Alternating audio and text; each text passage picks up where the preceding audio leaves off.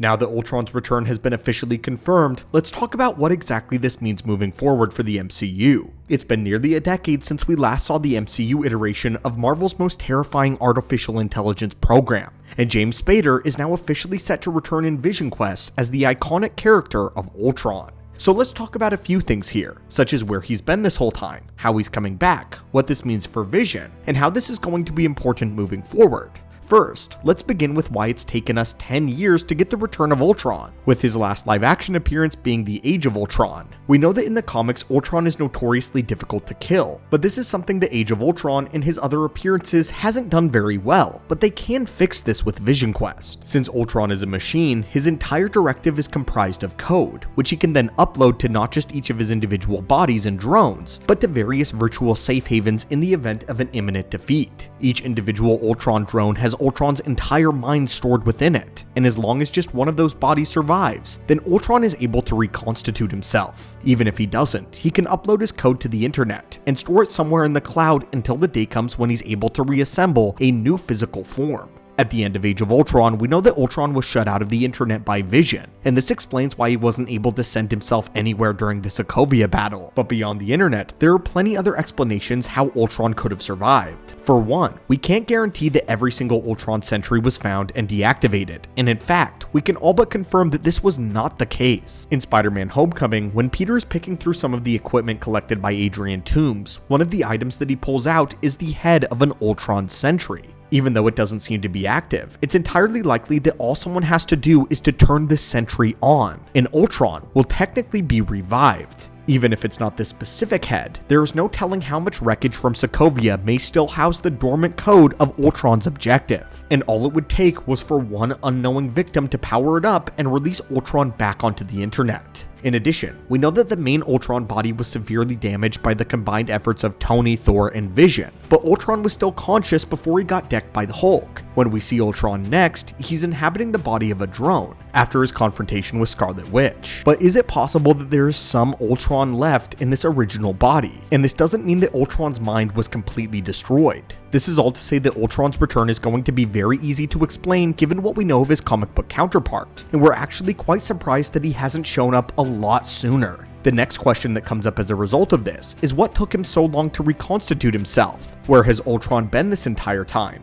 It seems as though the simplest answer is that whatever vessel is housing his code is not active at this moment, and he has probably been dormant somewhere for quite some time. Let's take the head that Spider-Man discovers as an example, but remember, this logic can apply to any remaining Ultron technology that was not completely destroyed. This head is evidence that parts of Ultron are available on the black market for purchase, so whether there's a drone in government storage or some warehouse, someone is probably going to reactivate one of these drones in Vision Quest. So then, if this is the case, then what do we think Ultron is going to want once he returns? At his core, Ultron is a machine, following a set of protocols and objectives. That objective was to build a suit of armor around the world. In Age of Ultron, Ultron deduced that the only way to provide complete and total security for the planet was the eradication of the human race, and in favor of a world dominated by machines. But we also know that Ultron is much more complicated than a simple machine is. In the comics, what makes Ultron so terrifying is that he is completely artificial.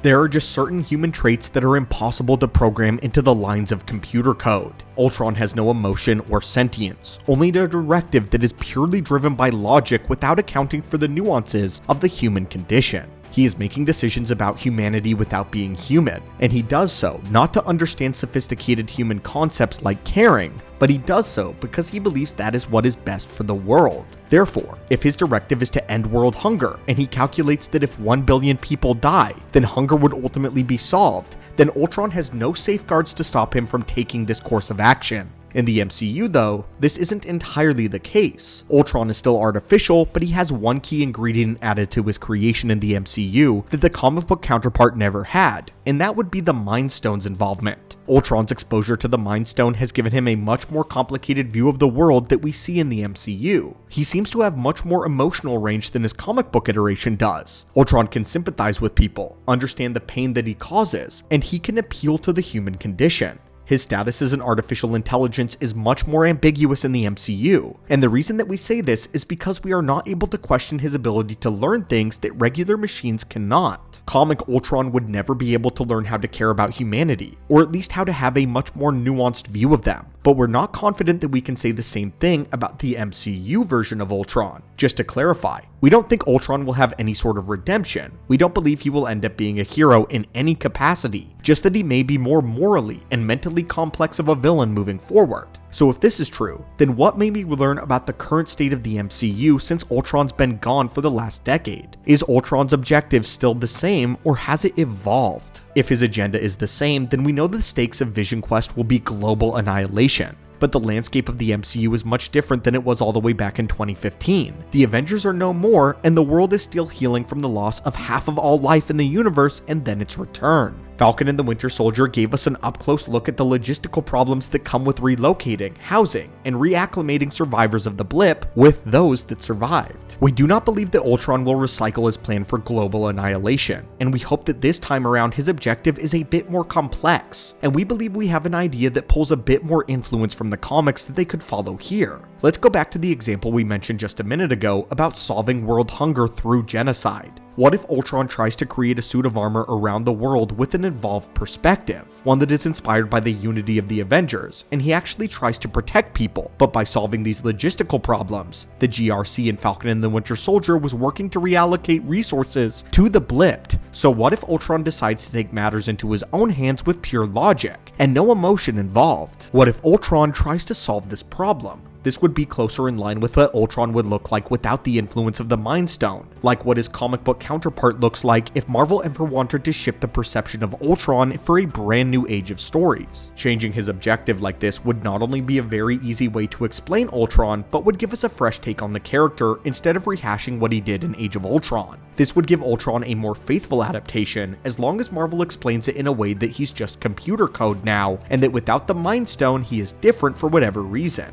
We know in Infinity War that the Avengers believed that it was theoretically possible to remove their Mind Stone from Vision, and Bruce Banner hoped that the best parts of Vision would still be left after this procedure. So then this leaves us to wonder, what would Ultron be left with if the influence of the Mind Stone was ripped from him? If the sentience that it provided was taken away? Would we get the calculating machine that Ultron is in the comics, or something even worse? If that's even possible. The lifeless, emotionless, logic-based program that has caused the Avengers so much trouble. It would also give Vision a much more complicated rival, given where his personal journey has led him. First off, we know that Vision Quest is set to follow White Vision, especially after he learns to rediscover his past. When we last saw Vision, he had just collected all of the memories and life experiences of his previous self, so he will likely be wrestling with what it means to be human and what it means to be a machine and where he fits. Vision doesn't understand what it means to be human, so watching him rediscover the complexity of morals and ethics, while also being opposed by a cold, unfeeling machine, one who is resurrected without the aid of the Mind Stone, would be a fascinating basis for a series. Wanda at this point is presumed dead, so he no longer has to turn to her as an anchor, and this may lead him back into the grip of his first creator, Ultron. Ultron had once believed Vision to be the perfect body, the embodiment of everything that Ultron could have had and could have been,